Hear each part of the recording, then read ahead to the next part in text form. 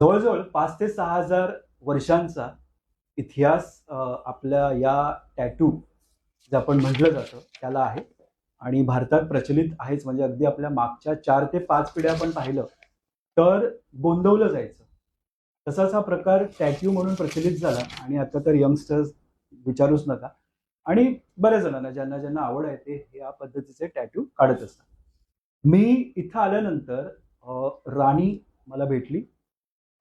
राणींना मी माझं मत व्यक्त केलं की मला कुठच्या प्रकारचा टॅटू हवाय जो थोडा आध्यात्मिक असेल आणि प्रॉस्पेरिटी आणि वेल्थ रिलेटेड असा मला एक टॅटू हवा होता.